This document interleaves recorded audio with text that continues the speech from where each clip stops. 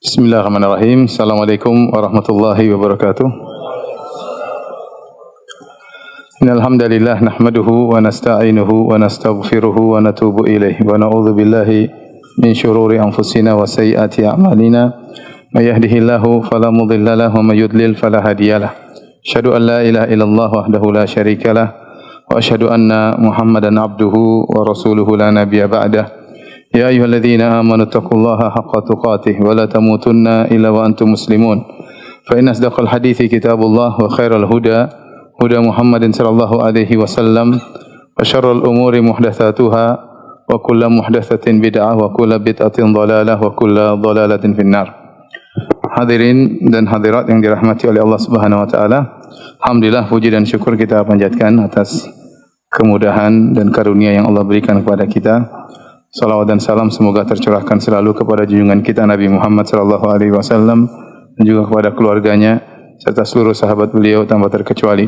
Kita melanjutkan pembahasan kita tentang Sirah Nabawiyah dan pada kesempatan kali ini kita akan menyampaikan tentang proses hijrah Nabi sallallahu alaihi wasallam.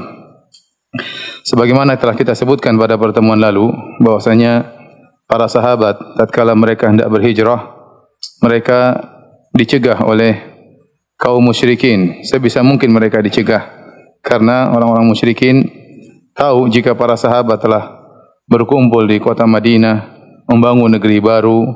Terlebih lagi kaum Ansar adalah kaum yang terkenal ahlul halaqah, yaitu tukang perang.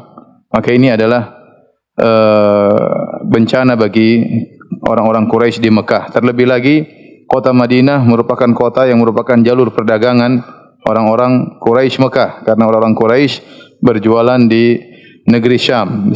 Negeri Syam adalah sebelah utara Mekah dan untuk menempuh ke negeri Syam harus melewati kota Madinah, sehingga jalur perdagangan mereka akan terhambat jika kota Madinah dikuasai oleh kaum muslimin. Mulailah para sahabat berhijrah satu demi satu, keluarga demi keluarga, sebagaimana kita sampaikan pada pertemuan lalu, dan semua sudah berangkat, tidak ada yang tersisa kecuali beberapa orang, ya di antaranya Ali bin Abi Thalib radhiyallahu taala anhu, di antaranya Abu Bakar As-Siddiq radhiyallahu taala anhu, di antaranya Nabi sallallahu alaihi wasallam. Abu Bakar berkali-kali ingin berhijrah tetapi ditahan oleh Nabi sallallahu alaihi wasallam. Nabi sallallahu alaihi wasallam bersabda, "La alla suhbah ya Abu Bakar, semoga ya Allah menjadikan engkau menemaniku dalam perjalanan hijrah." Dan ini adalah perkara yang sangat dicintai oleh Abu Bakar radhiyallahu taala anhu. Maka akhirnya Abu Bakar radhiyallahu anhu menyiapkan dua ontanya, dia kasih makan ya untuk dipersiapkan sebagai perjalanan, menemani perjalanan mereka. Satu buat Nabi sallallahu alaihi wasallam, satu onta buat beliau radhiyallahu taala anhu. Hingga akhirnya tiba waktunya Nabi diizinkan oleh Allah Subhanahu wa taala untuk berhijrah. Sebagaimana diriwayatkan oleh Aisyah radhiyallahu taala anha bahwasanya tidaklah lewat satu hari pun kecuali Nabi sallallahu alaihi wasallam datang ke rumah kami. Apakah di waktu pagi atau di waktu sore? Itu kebiasaan Nabi sallallahu alaihi wasallam. Pasti setiap hari mampir ke rumah Abu Bakar radhiyallahu taala anhu. Namun kali ini tidak biasanya Nabi sallallahu alaihi wasallam datang di waktu siang bolong dalam kondisi mutalathiman, dalam kondisi menutup wajah beliau. Dan ini pasti ada suatu perkara. Nabi datang menemui Abu Bakar tidak pada waktu yang biasanya. Ya. Sebenarnya ulama mengambil faedah dari hadis ini ya, bahwasanya seorang kalau ada keperluan dakwah atau keperluan agama, tidak mengapa mereka bertemu setiap hari kalau memang ada keperluan. Tapi kalau tidak ada keperluan urusan agama, urusan dakwah, maka jangan bertemu tiap hari. Sebagaimana sabda Nabi sallallahu alaihi wasallam, "Zur ghibban tazdad hubban." Ziarahilah sesekali, dijarangkan, ya jangan sering ketemu ya, maka akan menambah kecintaan di antara kalian ya. Kalau kita berteman tiap hari ketemu ngobrolnya dunia-dunia terus, lama-lama bosan ya. Hari ini kita ngobrol, besok ketemu lagi ngobrol lagi, besok ketemu lagi ngobrol lagi. Bahan pembicaraan kita sudah habis, mulai kita bicarain apa? Orang ya. Akhirnya kita terjerumus dalam berbagai macam maksiat kalau pergaulan berlebihan ya. Maka seorang bersahabat tidak mesti harus ketemu tiap hari. Bahkan sunnahnya tidak ketemu setiap hari. Kecuali ada keperluan agama, keperluan dakwah, maka tidak mengapa kalau memang ada keperluan agama. Tapi keperluan duniawi tidak harus ketemu tiap hari. Bisa jadi kita lebih cinta kepada seorang, kita jarang ketemu dengan dia dibandingkan orang yang setiap hari kita ketemu dengan dia. Namun Nabi SAW karena selalu ada keperluan dakwah, maka beliau selalu datang ke rumah Abu Bakar, bahkan pagi dan sore hari. Namun kali ini tidak seperti biasanya. Nabi SAW datang di waktu siang hari dalam kondisi menutup wajahnya. Maka ini pasti ada suatu amr, pasti ada suatu perkara. Begitu Nabi datang ke rumah Abu Bakar, kemudian Nabi mengutuk pintu. Nabi mengatakan, "Akhrij man indak." Wahai Abu Bakar, keluarkan orang yang ada dalam rumahmu. Kata Abu Bakar, "Ya Rasulullah, tidak ada dalam rumah kecuali ahlu, kecuali Aisyah radhiyallahu taala anha dan juga putrinya Asma bintu Abi Bakar radhiyallahu taala anha." Ini dalil bahwasanya Nabi tidak tahu ilmu gaib. Nabi tidak tahu siapa orang dalam rumah. Nabi menyangka ada orang lain dalam rumah, maka Nabi mengatakan keluarkan orang dalam rumah. Ternyata tidak ada orang lain. Kemudian Nabi SAW mengatakan, "As-suhbah ya Abu Bakar, sungguhnya telah diizinkan bagiku untuk berhijrah dan engkau akan menemaniku dalam hijrah tersebut." Tatkala itu disebut dalam riwayat, maka Abu Bakar pun menangis karena begitu bahagia tatkala dikabarkan dia yang akan menemani Nabi SAW dalam perjalanan maut. Ya, meninggalkan kota Mekah menuju kota Madinah. Aisyah berkata, aku tidak pernah melihat seorang menangis karena gembira kecuali pada hari itu aku melihat ayahku Abu Bakar radhiyallahu anhu menangis karena begitu gembiranya mengetahui dia akan menemani Nabi SAW dalam perjalanan hijrah. Orang-orang kafir, orang musyrikin, tatkala mereka melihat kondisi kaum muslimin yang terus berhijrah, kota Mekah yang tadinya ramai dengan kaum muslimin mulai sepi. Hanya kota Mekah, kota kecil, penduduknya berapa sih? Apalagi zaman dulu ya. Tatkala berkurang 100 saja sudah heboh ya. Apalagi kurang banyak, mulai kelihatan kota mulai sepi. Kelihatan para sahabat mulai tidak ada. Maka mereka memandang suatu perkara yang bahaya. Akhirnya mereka mengadakan rapat pertemuan ya dalam rangka untuk ya mengatasi hal ini seluruhnya. Maka berkumpullah mereka pembesar-pembesar orang-orang kafir Quraisy dipimpin oleh Abu Jahal, Amr bin Hisham Al-Makhzumi. Ya, ada tokoh-tokoh yang lain. Mereka semua berkumpul. Kemudian tatkala mereka berkumpul rapat tersebut, tiba-tiba dalam suatu riwayat disebutkan ada seorang yang sudah sangat tua ingin ikut dalam pertemuan tersebut. Ditanya, "Siapakah Anda?" Kata dia, "Syekhun minan Najd." Saya seorang tua dari daerah Najd. Kata riwayat tersebut, ini orang tua adalah iblis yang menjelma menjadi manusia ya. Karena ini rapat penting, iblis harus ikut ya. Iblis harus ikut. Akhirnya iblis ikut dalam rapat tersebut. Kata iblis, "Mana ide-ide kalian? Sampaikan kepadaku." Maka ada satu yang memberikan ide, bagaimana kalau Muhammad kita usir saja dari kota Mekah, biarkan dia pergi ke mana, jangan dia di Mekah ya. Maka iblis berkata, ini ide yang tidak baik. Kalau dia diusir malah dakwanya semakin apa? Berkembang. Kemudian satu lagi kasih ide, bagaimana kalau Muhammad kita belenggu, kita ikat sehingga dia tidak bisa berkutik, tidak bisa berdakwah. Iblis bilang ini ide kurang bagus. Kenapa? Karena kalaupun dia dibelenggu, tetap saja dakwahnya akan keluar. Pasti ada yang menyerukan apa? Dakwahnya. Akhirnya Abu Jahal punya ide. Saya punya ide. Bagaimana kalau kita kumpulkan pemuda-pemuda pilihan dari seluruh kabilah, ya, masing-masing kabilah mengutus seorang pemuda, kemudian pemuda tersebut berkumpul, lantas menikam Muhammad dengan sekali tikaman rame-rame. Begitu rame-rame membunuh Muhammad SAW, maka darahnya akan tersebar di banyak kabilah, sehingga kabilah Bani Hashim, kabilahnya Rasulullah SAW tidak akan bisa balas dendam. Kenapa? Kalau dia membalas dendam, dia akan berhadapan dengan puluhan kabilah. Kata iblis, ini ide yang bagus. Kisah ini, bahwasanya iblis menjelma jadi manusia, kemudian ikut serta dalam rapat. Ya. Kisah ini riwayatnya dhaif. Riwayatnya dhaif. Orang sebagian ulama mengatakan riwayatnya dhaif dari sisi sanad. Lagi pula iblis tidak perlu hadir. Sudah ada Abu Jahal, ngapain butuh iblis? Abu Jahal top ya. Lebih iblis daripada iblis. Jadi tetapi rencana mereka, rapat mereka disebutkan oleh Allah Subhanahu wa taala dalam surat Al-Anfal. Wa idh yamkuru bikal ladzina kafaru liyuthbituka aw yaqtuluka aw yukhrijuk. Wa yamkuruna wa yamkurullah wallahu khairul makirin. Tatkala orang-orang kafir mereka rapat, bikin makar, mereka ingin membelenggumu atau membunuhmu atau mengusirmu.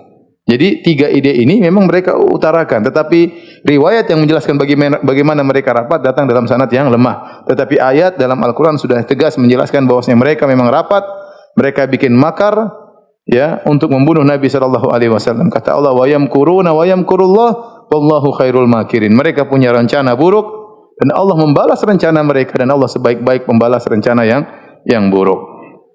Akhirnya rencana inilah, ide inilah yang dipilih oleh Abu Jahal dan kawan-kawannya. Adapun Nabi sallallahu alaihi wasallam tatkala berhijrah, Nabi sallallahu alaihi wasallam punya taktik atau strategi dalam berhijrah. Strategi yang diatur oleh Nabi sallallahu alaihi wasallam, pertama Nabi sallallahu alaihi wasallam akan pulang ke rumahnya terlebih dahulu. Kemudian di awal malam Nabi akan bersama Ali bin Abi Thalib.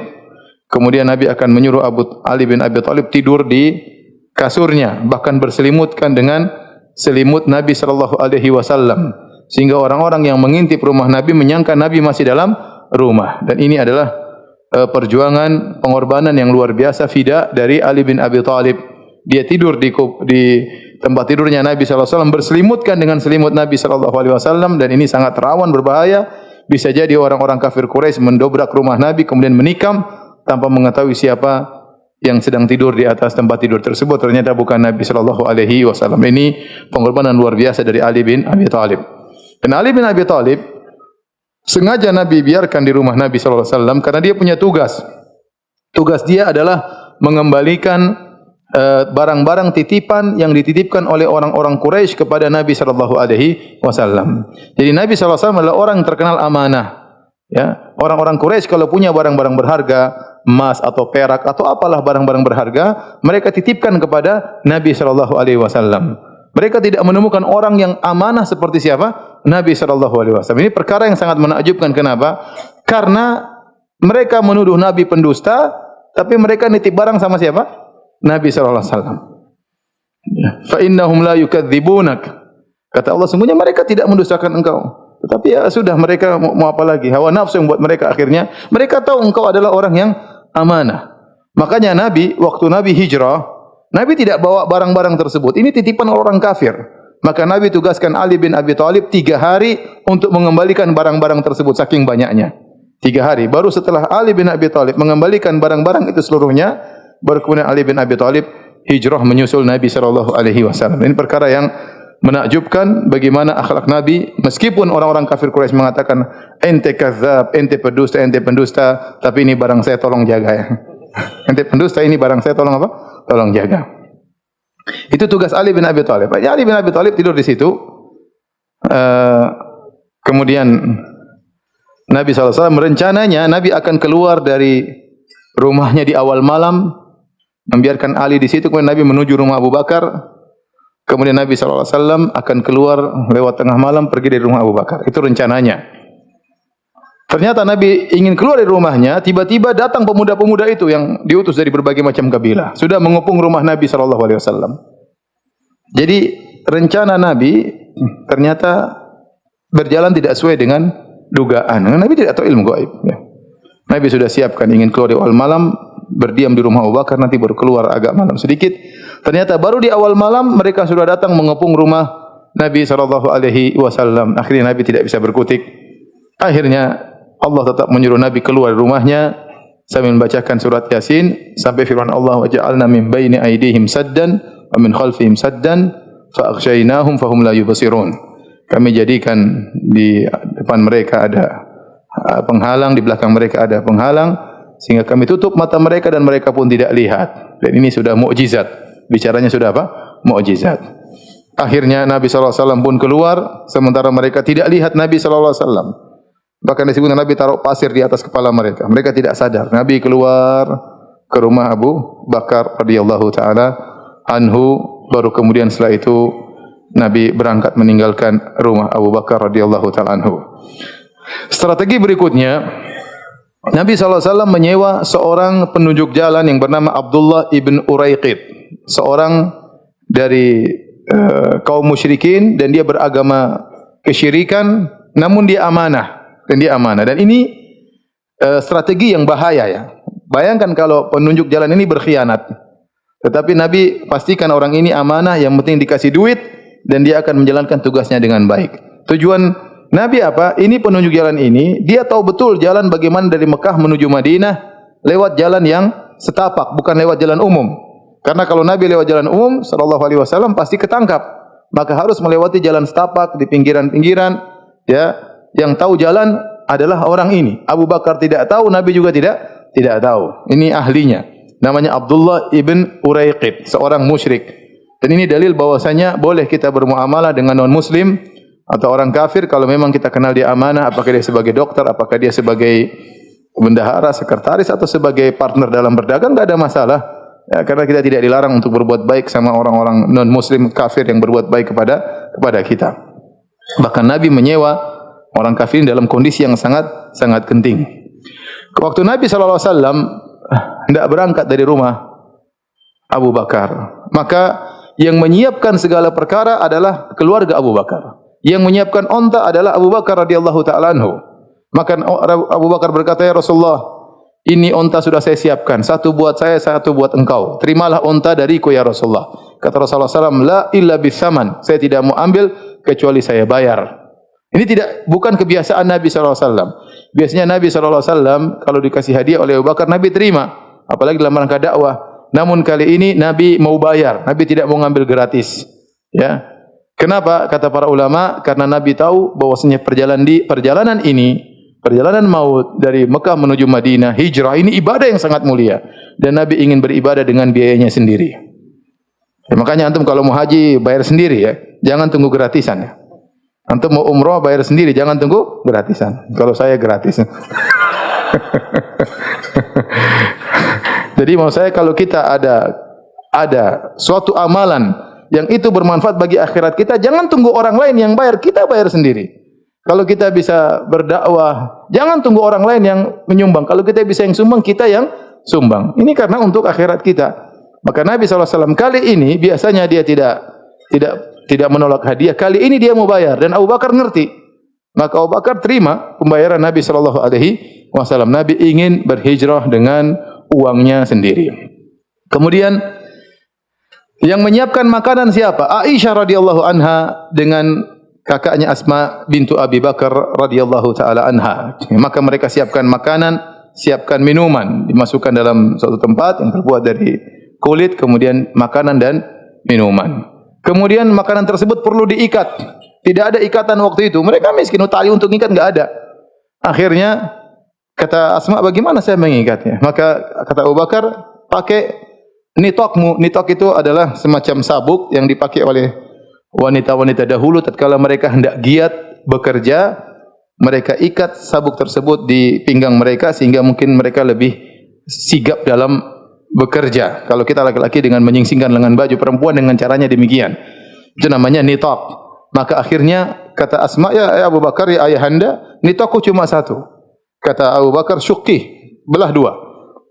Maka dibelah nitok tadi yang satu dijadikan dua untuk mengikat satu tempat makanan, satu tempat minuman. Gara-gara peristiwa ini, Asma bintu Abi Bakar diberi gelar oleh para sahabat Asma dzatun nitoqain.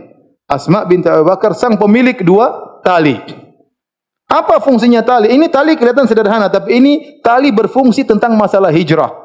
Tali ini punya peran membangun negeri Islam di kota Madinah. Gara-gara di antara sebab tali ini yang untuk mengikat makanan, maka tersebarlah Islam ke penjuru dunia. Oleh karenanya, meskipun jasanya hanya sekedar ikat tali, itu diabadikan oleh para sahabat. Dikenal Asma bintu Abi Bakar dzatun nitaqain. Dialah Asma sang pemilik dua tali. Yang dua tali tersebut pernah digunakan untuk mengikat makanan Nabi dan minuman Nabi SAW dalam rangka bekal untuk berhijrah di jalan Allah Subhanahu wa taala. Sejak itulah beliau dikenal dengan gelar tersebut radhiyallahu taala anha. Setelah semuanya siap, ya, maka kemudian Nabi sallallahu alaihi wasallam berangkat bersama Abu Bakar. Strategi berikutnya atau taktik berikutnya, Nabi sallallahu alaihi wasallam dari Mekah ke Madinah adalah ke arah utara, ke arah utara.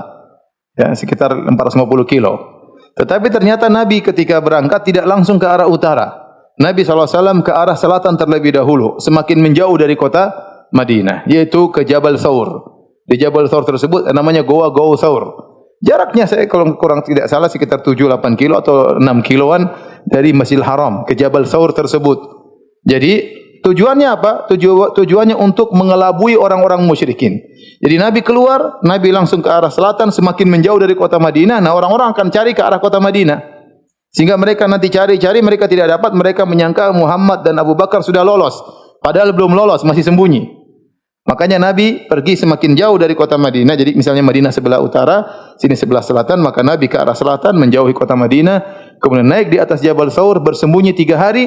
Setelah kondisi aman, kira-kira 3 hari mereka tidak temukan, mereka menyangka Muhammad sudah lolos, baru kemudian mereka akan pergi menuju kota Madinah. Itu strategi Nabi sallallahu alaihi wasallam. Setelah 3 hari, baru kemudian Abdullah bin Uraiqid, sang penunjuk jalan itu, baru datang ke Goa atau ke daerah sekitar Goa membawa 2 ekor onta, baru mulai perjalanan. Taib. Itulah rencana Nabi sallallahu alaihi wasallam. Maka keluarlah Nabi dan Abu Bakar radhiyallahu taala anhu menuju ke goa tersebut. Ada budak yang dibebaskan oleh Abu Bakar, namanya Amir bin Fuhairah. Ada juga putra Abu Bakar namanya Abdullah bin Abu Bakar. 2 orang ini punya peran juga dalam hijrah. Adapun Abdullah bin Abi Bakar radhiyallahu anhu, maka beliau fungsinya, tugasnya adalah di malam hari beliau tidur dekat Nabi sallallahu alaihi wasallam sampai menjelang subuh. Kemudian menjelang subuh beliau keluar ke kota Mekah. Melihat kondisi kota Mekah, kalau ada kabar-kabar apa-apa yang penting, nanti malam dia lapor lagi kepada Nabi sallallahu alaihi wasallam. Karena Nabi harus keluar di waktu yang pas, di waktu yang tepat. Jangan sampai dia keluar dari goa tersebut sementara orang-orang kafir Quraisy sedang berkeliaran mencari dia. Ya, maka harus ada yang memberi kabar. Ini semua karena Nabi tidak tahu ilmu gaib. Semuanya dengan taktik dan perhitungan, ya. Makanya setengah mati Nabi berhijrah, ya. Pakai strategi macam-macam begini, ya. Tidak cuma tutup mata kemudian buka sudah sampai di Madinah. Sebagaimana sebagian orang katanya tinggal di Indonesia, sholat Jumat di mana? Di Mekah. Pulang-pulang bawa korma, masya Allah. Korma dari Tanah Abang dia bawa. Nabi aja setengah mati, mau hijrah setengah mati, sampai sembunyi, sampai ini, sampai anu. Ini enak sekali, ya. Cuma sholat Jumat di Mekah, pulang-pulang habis sholat Jumat sudah di Indonesia. Masya Allah, ya. Kita lanjutkan. Jadi kemudian Abdullah bin Abi Bakar tatkala dia pergi keluar kota kemudian balik, Amir bin Fuhairah, dan dia adalah budak yang dimerdekakan oleh Abu Bakar dan dia bekerja sama Abu Bakar, maka Amir bin Fuhairah mengembalakan kambing-kambingnya. Kambing-kambingnya buat apa? Untuk menutup jejak Abdullah bin Abi Bakar. Karena orang-orang Arab mereka pandai baca jejak. Kalau jejaknya dibiarkan akan ketahuan bahwasanya ada jejak bolak-balik dari kota menuju ke goa. Maka harus ditutup dengan kaki-kaki kambing yang banyak. Inilah tugasnya Amir bin Fuhairah. Semua sudah diatur sedemikian rupa oleh Rasulullah sallallahu alaihi wasallam. Akhirnya Nabi sallallahu alaihi wasallam pergi ke goa. Tatkala anak-anak muda yang mengelilingi rumah Nabi sallallahu alaihi wasallam, mereka tidak lihat Nabi keluar. Akhirnya mereka pun mendobrak rumah Nabi dan mereka dapati ternyata siapa? Ali bin Abi Thalib. Entah diapain Ali bin Abi Thalib. Kemudian mereka bilang, coba cek di rumah yang lain. Orang yang terdekat bersama Nabi adalah Abu Bakar radhiyallahu anhu. Maka mereka pun pergi ke rumah Abu Bakar radhiyallahu taala anhu, mengecek apakah ada bapakmu, di mana bapakmu? Kami tidak tahu. Digamparlah Asma binti Abu Bakar oleh Abu Jahal. Ya, digampar oleh Asma oleh Abu Jahal, dan ini adalah suatu kejahatan bagaimana laki-laki menggampar seorang wanita yang tidak berdaya, ya. Artinya tidak boleh, ya. Sama mak-mak mengalah aja, enggak usah macam-macam. Ini mak-mak enggak usah perempuan mau diapain. Ente lawan perempuan, kalau ente menang juga menang memalukan, kalau ente kalah lebih memalukan lagi. Mending enggak usah. Ente menang lawan perempuan. Apa keistimewaan ente mengalahkan apa? Perempuan. Ente kalah lebih memalukan lagi. Lebih baik enggak usah. Tapi ini karena Abu Jahal sudah terlalu emosi, maka dia pun gampar siapa? Asma binti Abu Bakar, sampai disebutkan antingnya pun lepas gara-gara gamparan yang begitu keras dari Abu Jahal al-la'in laknatullah alaih. Taib. Akhirnya mereka tidak menemukan Nabi, mereka pun cari. Mereka pun bikin sayembara. Siapa yang menemukan Abu Bakar? Atau Nabi SAW akan diberi 100 ekor onta. Akan diberi 100 ekor onta. Dan itu hadiah yang menggiurkan di zaman tersebut. Ya. Maka sampai sekarang juga menggiurkan. Onta sekarang 4.000 real. Coba 4.000 real kali 100 berapa? 400.000 real. 100 kali 4.000, benar 400.000 real. 4.000 real berapa sekarang? Berapa miliar ya, pokoknya banyak lah. Intinya orang-orang pada semangat untuk cari di mana Nabi dan Abu Bakar. Jadi sayembara, ya. Ya, akhirnya mereka pun mencari-cari, mereka menyewa orang-orang pembaca jejak yang luar biasa. Dan Nabi sudah berusaha untuk sembunyi, qadarullah, namanya rencana manusia tidak ada yang sempurna. Akhirnya ketahuan juga di mana posisi Nabi sallallahu alaihi wasallam. Orang-orang Quraisy memiliki orang-orang hebat yang pandai membaca jejak. Akhirnya mereka sepasukan datang, mereka naik di atas Jabal Saur. Sudah tiba di mulut goa di mana lokasi Nabi, mereka kehilangan jejak. Jejak terakhir di sini. Ini di mana nih orang-orang? Subhanallah. Nabi sudah berusaha semaksimal mungkin, ternyata ketahuan juga, ya, ketahuan juga. Tetapi tatkala Nabi sudah berusaha maksimal, sudah berdoa, maka kalau ada kekurangan Allah yang akan sempurnakan. Allah akan sempurnakan. Maka tatkala mereka tiba di mulut goa, Abu Bakar ketakutan. Abu Bakar ketakutan.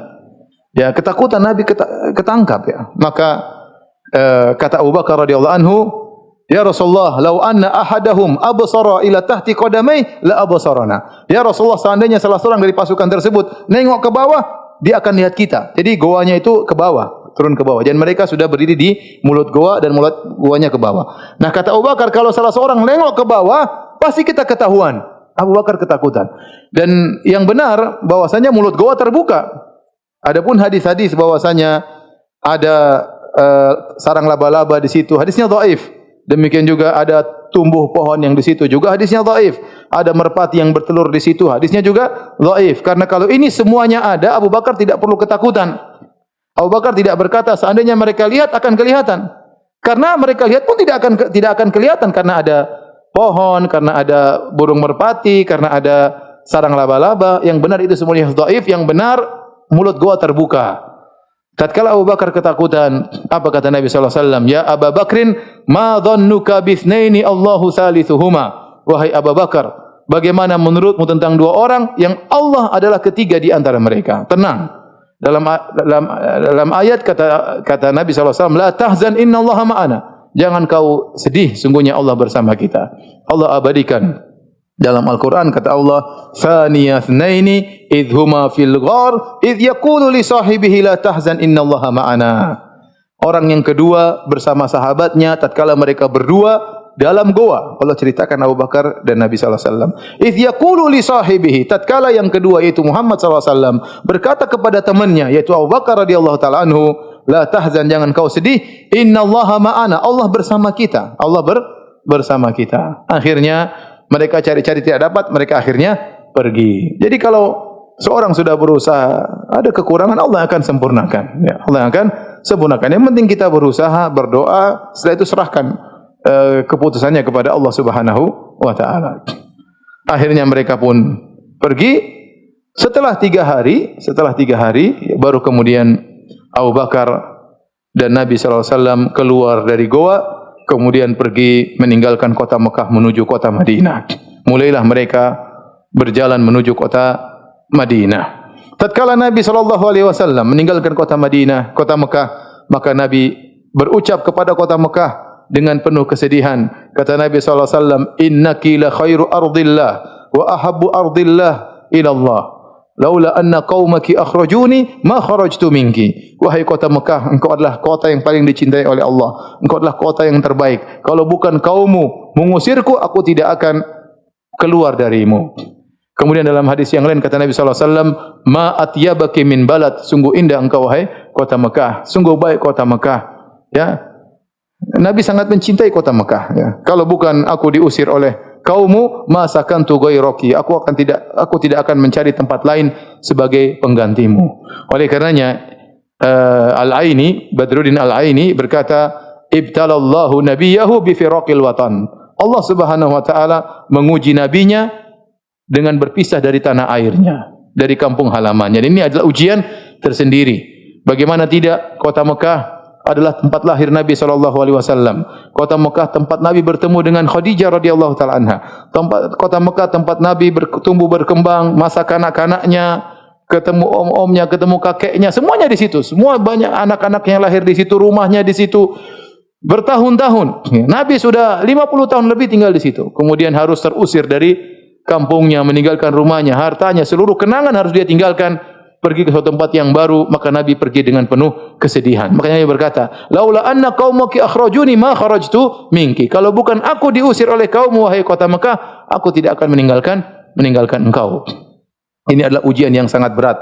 Bagaimana kalau kita diusir dari negeri kita, tentu perkara yang sangat tidak enak. Bagaimanapun negeri sendiri adalah yang lebih nyaman dan lebih tentram dan lebih enak, ya, siapapun presidennya. Nanti di-cut ya. Baik, kita lanjutkan. Saya kepancing nih. Baik, kita lanjutkan. Ya benar, sebagaimana ya, sekarang kita mau tinggal di mana? Mau tinggal di Eropa. Ya Eropa enak seminggu buat jalan-jalan. Habis itu sudah enggak enak. Mau ke mana? Mau ke Saudi. Saudi untuk ibadah oke, untuk tinggal setengah mati. Musim dingin kedinginan, musim panas kepanasan. Ya. Enak di tempat kita, gado-gado ada, apalagi. Ya, apa namanya, empek-empek ada. Di sana mau cari di mana? Sampai mampus enggak dapat sesuatu. Baik, ya. Oleh karenanya benarlah perkataan seorang penyair, ya. Nakil fuadaka haitsu syi'ta minal hawa famal hubbu illa lil habibil awwali. Pindahkanlah hatimu ke tempat mana saja yang kau sukai, tapi cinta yang sejati adalah cinta yang pertama. Benar atau tidak? Wa kam manzilin ya'lafuhu fil ardi ya'lafuhul fata wa haninuhu abada li awwali manzili. Betapa banyak tempat yang pernah disinggahi oleh seorang pemuda, tapi kerinduannya selalu kepada tempat yang pertama. Bagaimanapun orang tinggal, dia tetap ingin pulang ke kampung halamannya. Taib, Nabi akhirnya meninggalkan kampung halamannya dengan penuh kesedihan. Maka di tengah perjalanan Nabi mengalami berbagai macam ujian, ya, karena sudah disebarkan sayembara, barang siapa yang mendapati Abu Bakar atau Nabi, maka akan diberi ganjaran sekian-sekian, 100 ekor onta. Maka orang berusaha mencari Rasulullah SAW dan Abu Bakar. Tatkala Nabi SAW berjalan Abu Bakar, mereka melihat suatu kabilah. Abu Bakar jalan Nabi jalan di depan, Abu Bakar di belakang.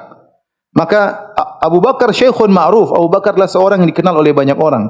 Kan dia pedagang, dia sering bersafar ke sana kemari, dan dia orang yang sangat ramah, berakhlak mulia sehingga orang mengenalnya. Tapi orang tidak kenal siapa Muhammad sallallahu alaihi wasallam. Karena Muhammad sallallahu alaihi wasallam di Mekah saja berdakwah, tidak banyak keluar ke sana ke sini.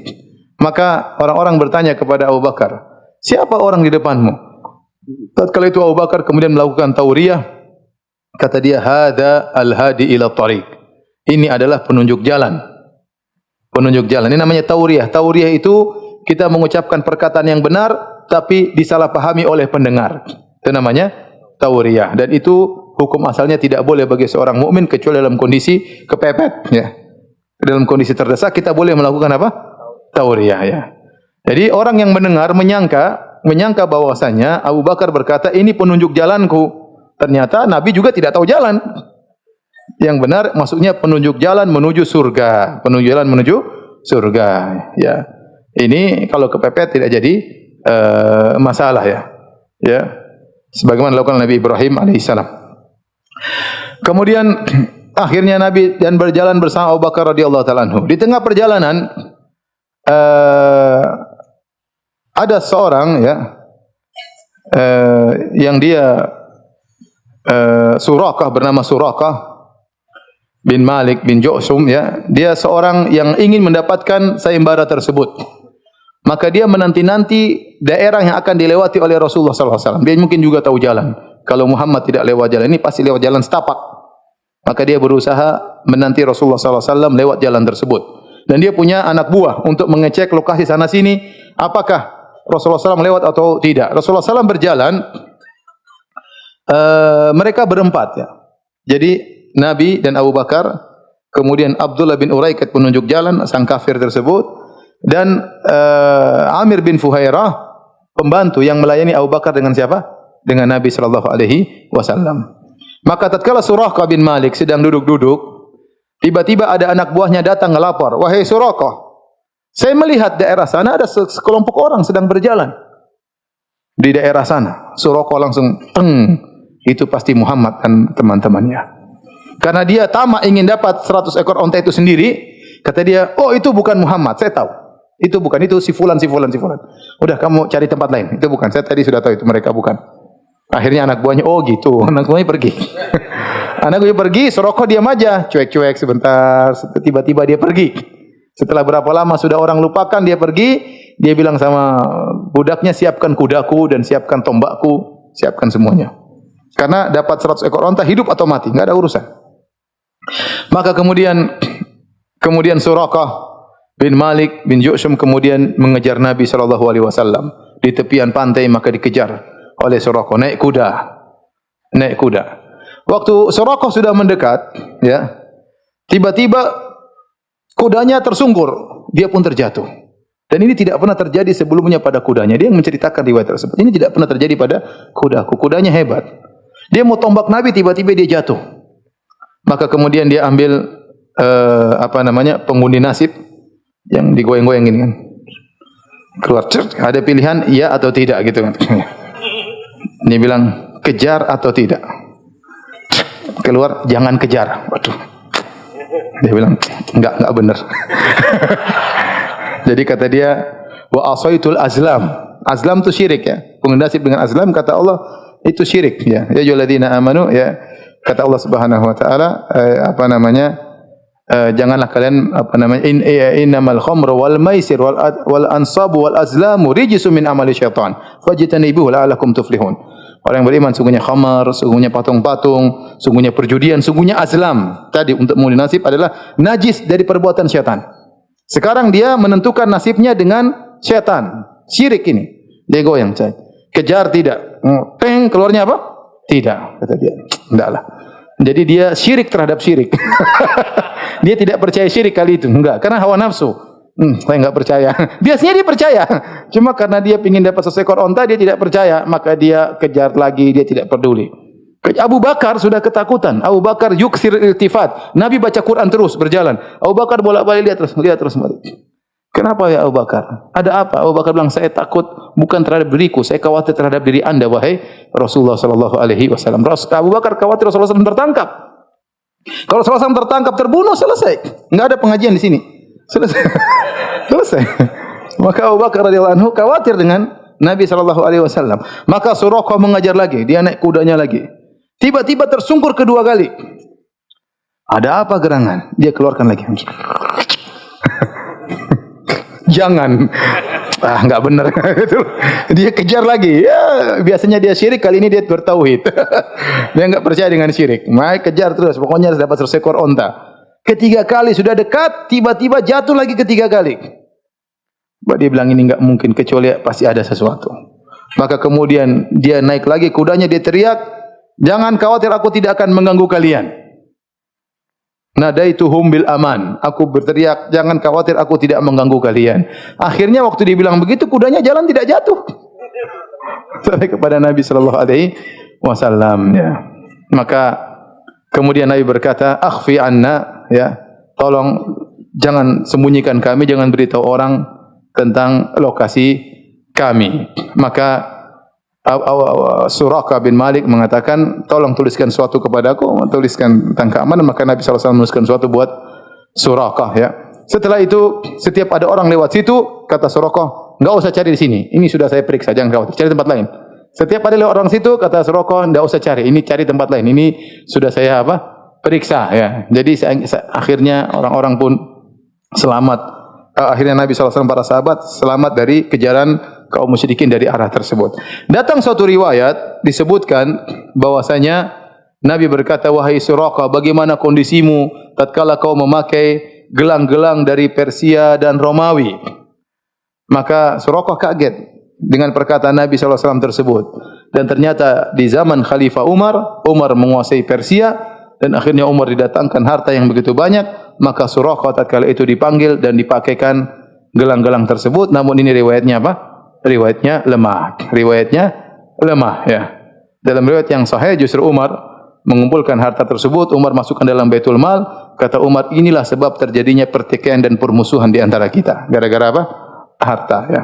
Gara-gara harta tersebut. Kemudian Nabi SAW melanjutkan perjalanan dan akhirnya nanti menuju ke kota Madinah dan dinanti-nantikan oleh para sahabat radhiyallahu taala anhum. Insyaallah kita lanjutkan pada pertemuan berikutnya ya.